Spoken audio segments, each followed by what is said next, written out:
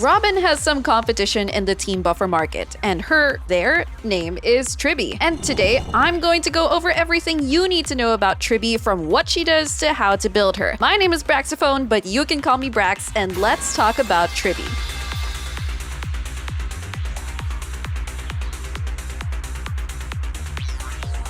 Despite technically being 3 characters in one, TRIBBIE is probably the most straightforward unit we've gotten in a long time. Thank God. If I've learned anything about new supports, it's that they are almost always the most important character for a specific archetype going forward. Almost. In TRIBBIE's case, she's focused on both characters that are oversaturated with stat bonuses and HP scalers. Unfortunately, I don't think this was the blade buff you were looking for, but trust me, it's coming. Like me when they buffed Jingliu. First off, TRIBBIE's skill gives your entire team a 3-turn respen buff that counts down on TRIBBIE's turn, and at level 10, it reaches 24%, which is 1% less than Ruan Mei, but she didn't get the nickname Ruan Slay for no reason. The main difference though is that it's on a skill instead of an ultimate, and you can expect TRIBBIE's team-wide respen to be active 100% of the time. But that's not the only buff TRIBBIE has, because when you activate her ultimate, you essentially hand a child the nuclear codes. Everything TRIBBIE does is HP scaling, and it actually adds up in damage. Her ultimate dishes out its own damage, but it also creates a zone, which is the same thing as a field like Luocha's, except they decided to change the name for some reason. When this zone is up, enemies take 30% more damage, which, if you've paid any attention to vulnerability in the past, you'll know that that is kind of unreal. 30% damage taken increase is absurd, and coupled with respen, you'll see a huge damage increase. The zone lasts 2 turns and decreases at the start of TRIBBIE's turn. Also, while this field is up, your ally attacks dish out extra damage to the highest HP enemy based on TRIBBIE's own HP. Essentially, TRIBBIE's zone allows your team to lock in. With one of her major traces, you also give TRIBBIE 9% of the sum of all of your allies' HP, meaning that HP scaling teams will massively improve TRIBBIE's damage. Because not only does TRIBBIE deal HP scaling damage with her ultimate, but she also has her very own follow-up attack built into her talent. Essentially, her talent makes her a Harmony sub-DPS hybrid that allows her to actually contribute damage to the fight. Whenever an ally uses their ultimate, TRIBBIE triggers an AoE follow-up that's based on her own HP. It can activate 1 time per character up until TRIBBIE herself uses her ultimate, which resets the trigger count. That same talent has a major trace that buffs her damage whenever she launches her talent follow-up, stacking up to 3 times for a total of 216% damage bonus. Yeah, what the fuck? There's one more major trace that gives 30 energy at the start of battle, but the important thing is that it also gives TRIBBIE 1.5 energy for every enemy hit by other allies when they attack. So you shouldn't run into energy issues with the right build, which is what we'll talk about next. TRIBBIE traded height for some unique stat buffs. Not only is TRIBBIE the premium HP scaling support character, but she's also a replacement for Robin and Ruan Mei in double DPS teams. But with that said, her buffs are very different. Respen and vulnerability are both rare stats that usually don't get oversaturated. While a lot of characters have self-buffs in the form of attack, crit, and damage bonus, not many characters have respen and vulnerability, which means you don't really see diminishing returns in the same way. With that said, TRIBBIE isn't significantly stronger than Robin. In fact, a lot of the time, their power is very close and dependent on the teams you use. One thing I'm 100% sure of though is that TRIBBIE will be good with future Amphorius HP scalers, and people are definitely underselling her. Lastly, for her talent priority, you want to focus on her skill and ultimate first, since those are a majority of her damage gains through buffs. Anyways, with the serious chat out of the way, let's move on to TRIBBIE's build.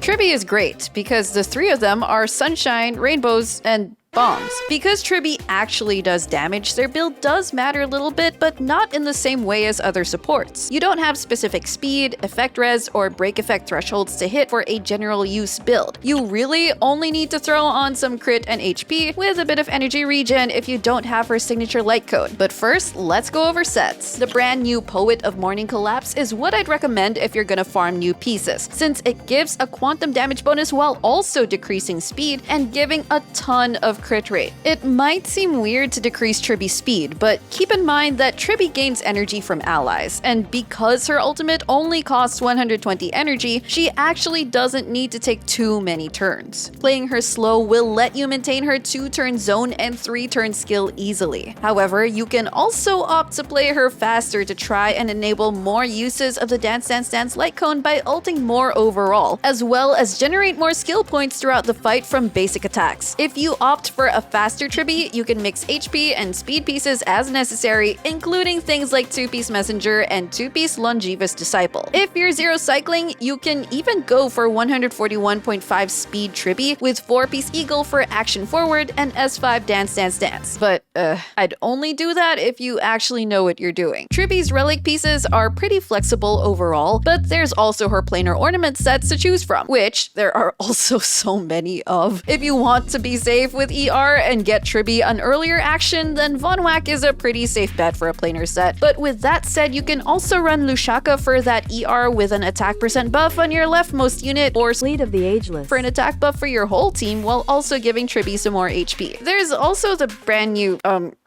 Bone Collection set. It gives you an HP buff while also giving the wearer and any of their summons a crit damage buff for reaching 5000 HP or higher. It's the highest personal damage for Tribbie, but it's not necessary if you already have other options. Tribbie has a lot of freedom of sets, but don't let that distract you from the fact that they're 3 ginger soulless children. For stats, I'd recommend going with a crit rate or damage body, HP or speed boots, HP or quantum damage orb, and an energy regen or HP rope. For her boots, decide if you want to play slow Tribbie or fast Tribbie based on your relics and team. For her orb, both HP and quantum damage are kind of interchangeable based on whatever has better substats. And for her rope, I recommend basically always going energy regen unless you have her signature light cone, in which case you can go HP. This will make sure your priority is ultimate uptime while also ensuring high damage. For substats, I recommend anything with crit rate or damage and HP percent. Effect res is never bad either. Wow, this build section was super well done and accurate. I'm sure Sevi would approve. Funny enough, one of the most negotiable things about Tribbie is her light cones. Let me explain why.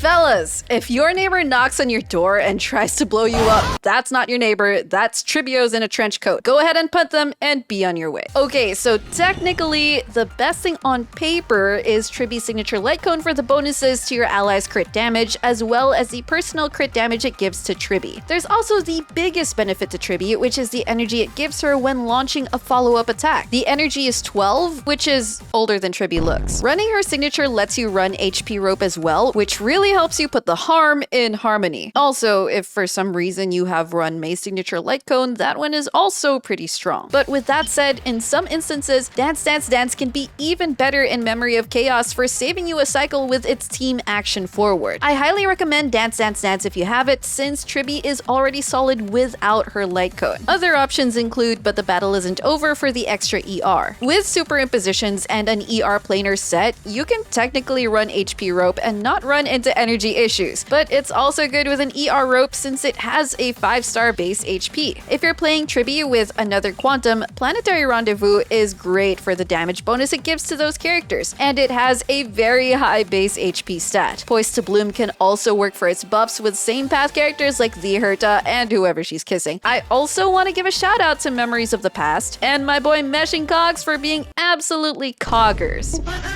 I'll be here all week. Cogs gives energy on hit, and Tribbie has a lot of attacks. The biggest downside is the lack of HP it has compared to other options, but even then, it can be used with an HP rope for decent results in a lot of content. For free-to-play players, if you don't have a maxed out Dance Dance Dance, Cogs can be solid all around. Here's a light cone comparison chart, but don't take any of it as a matter of fact. The teams you play Tribbie in and the amount of enemies present drastically affect her damage and ultimate usage. Speaking of teams, let's get into those next.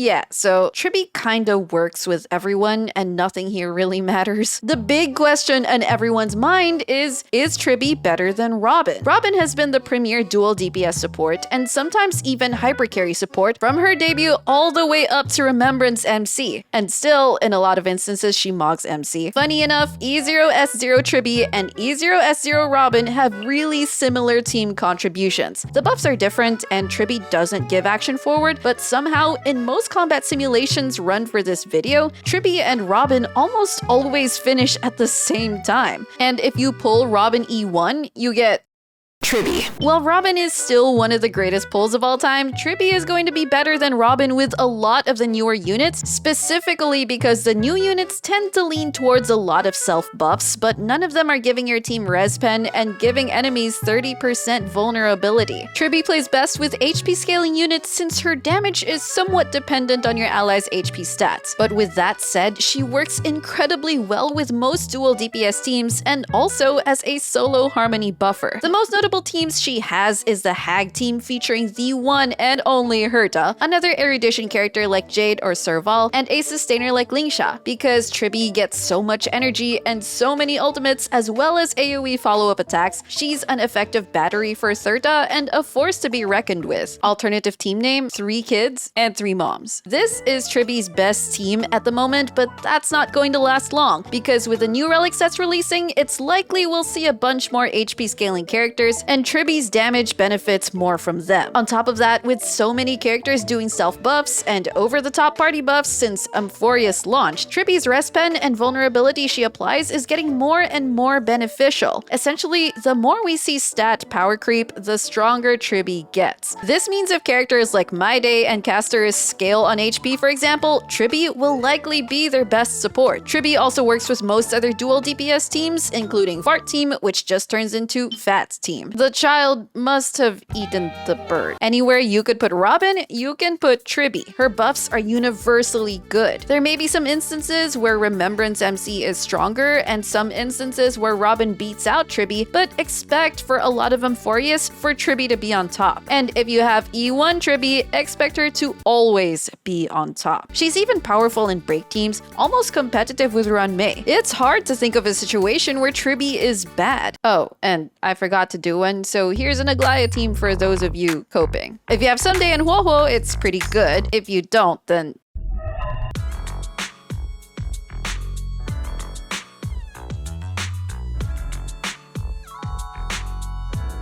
this is probably the most tilted I've been at Eidolons. Imagine, for a moment, you're an average Honkai Star Rail enjoyer playing your favorite characters. Personally, my favorite character is Jingliu. TRIBBIE's ultimate bonus damage hits the enemy with the highest HP, and her E1 gives you 24% true damage. But it's not just 24%, it's 24% per enemy hit, all added up and totaled on the boss. People compare this to Robin and Run Mei's E1, but TRIBBIE's adds significantly more damage to the point where it feels like cheating. It does fall off when there's not multiple enemies to hit, but worst case scenario, it's 24% true damage, and best case, it's 120% true damage. Even at its worst, it's still going to get you arrested. E2 is a blanket damage increase for TRIBBIE personally. It multiplies her zone damage by 1.2 times and also gives her an extra instance of zone damage. It doesn't affect her true damage procs, but it does add a decent amount of damage overall. E3 is an ultimate and basic attack level up, and E4 is actually surprisingly strong. It allows allies to ignore 18% of enemy defense when TRIBBIE's skill is active. E5 is a skill and talent level up, and E6 makes it so when TRIBBIE ults, she also gets a bomb. Perfect. More kids with bombs, just what we needed. It's a massive buff to her follow-up attacks and their damage, and overall, it's about what you'd expect from an E6. Between her signature light cone and her E1 though, E1.